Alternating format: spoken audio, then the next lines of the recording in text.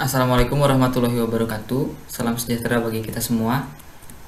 Untuk yang terhormat Ibu Nur Fitriani selaku dosen mata kuliah pengantar sistem informasi, di sini kami akan mempresentasikan tentang kebangkrutannya perusahaan Kodak. Sebelum kita mulai, kita akan memperkenalkan diri kami satu persatu. Yang pertama akan dimulai oleh Avandi.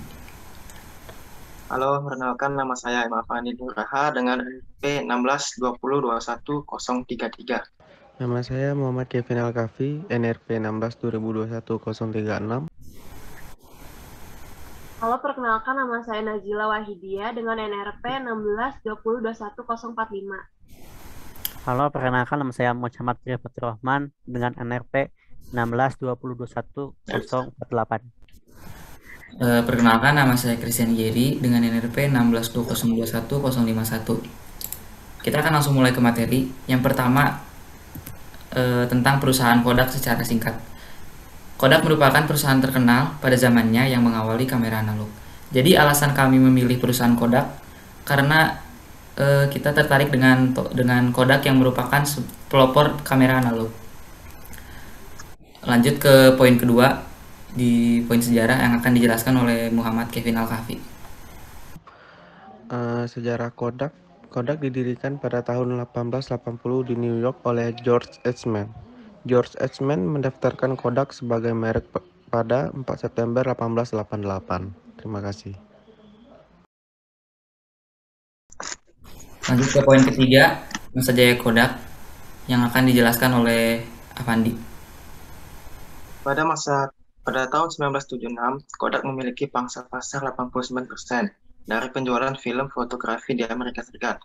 Contoh produk Kodak yaitu kotak brownie dan kamera film. Yang poin keempat tentang masalah yang dialami oleh perusahaan Kodak. Di bagian ini akan dijelaskan oleh dua orang. Yang pertama Avandi dan yang kedua ada Nazilah.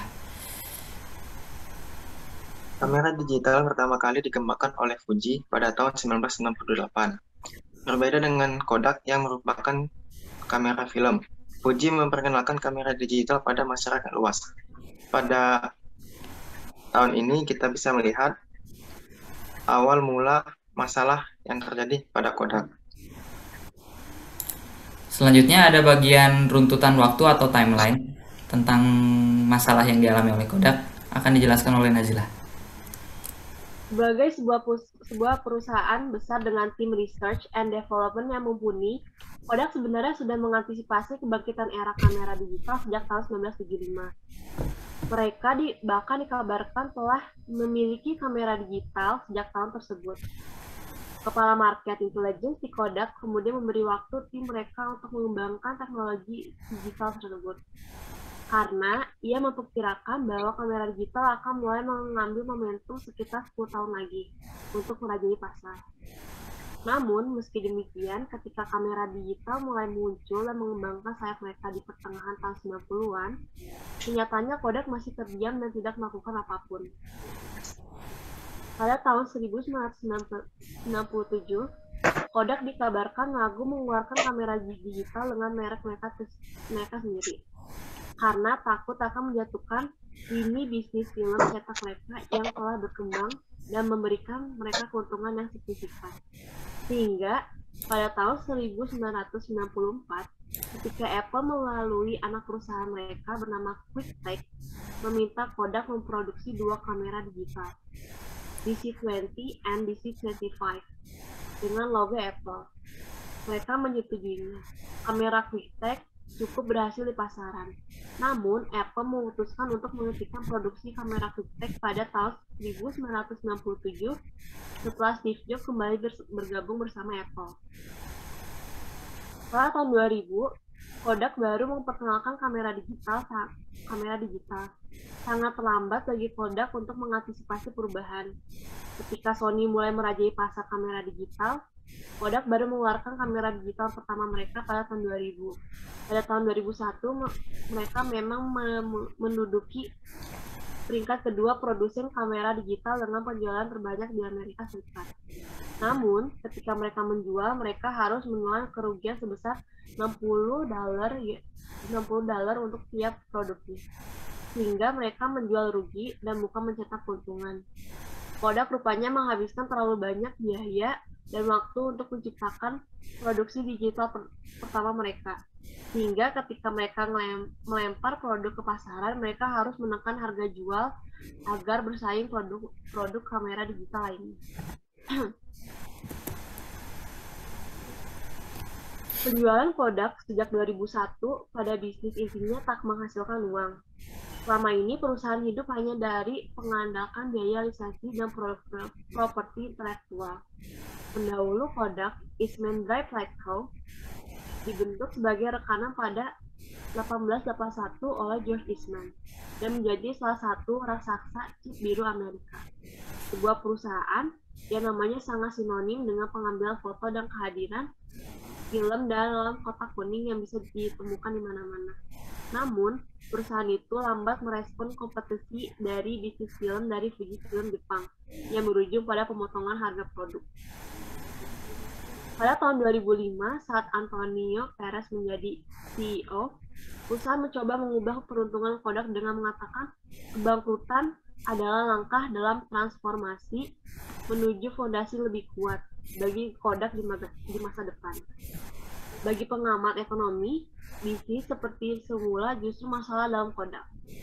Mereka mempertanyakan bagaimana Kodak bisa bangkit dari kebangkrutan.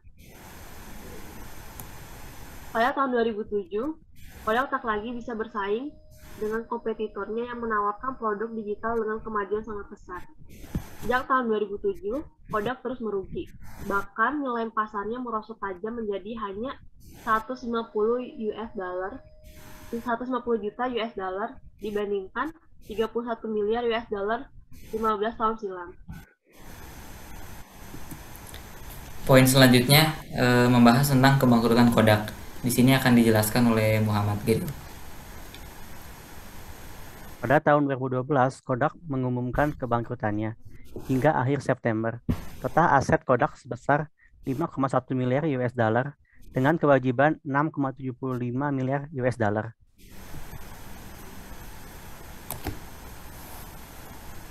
Penyebab kebangkrutan Kodak.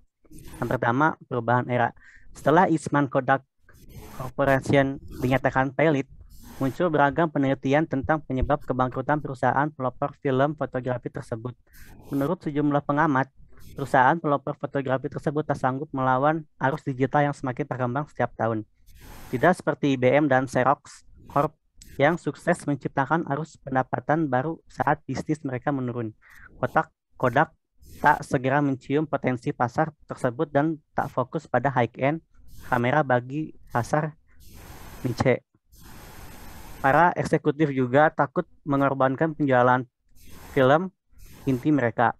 Yang kedua, pesaing mulai merebut pasar. Kodak memiliki pesaing dari wilayah Asia seperti Canon, Sony, dan Nikon yang memiliki keuntungan bisa memproduksi produk mereka dengan biaya produksi yang lebih murah, yang membuat mereka bisa menekan harga jual ke konsumen. Hal ini tentu saja berpengaruh terhadap penjualan Kodak yang membuat mereka kehilangan pasar dengan cepat. Karena kesulitan bersaing dalam harga, konsumen banyak yang menyukai dari Asia selain karena dikenal berkualitas. Mereka juga bisa mendapatkan produk dengan harga yang lebih murah daripada Kodak.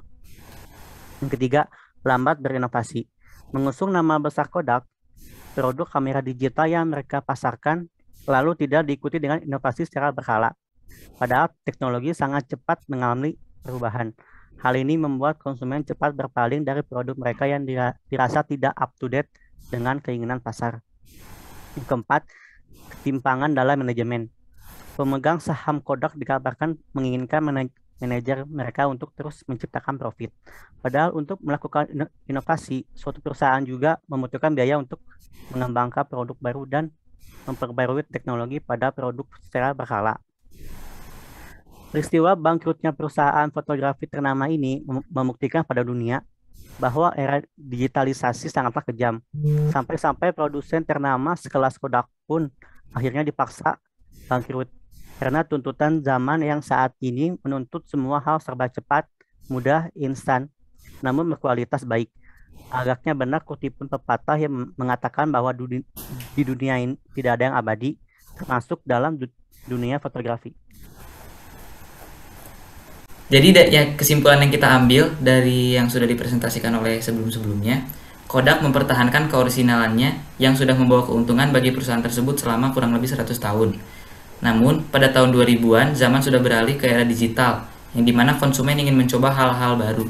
Tetapi Kodak tetap mempertahankan keorisinalannya tersebut.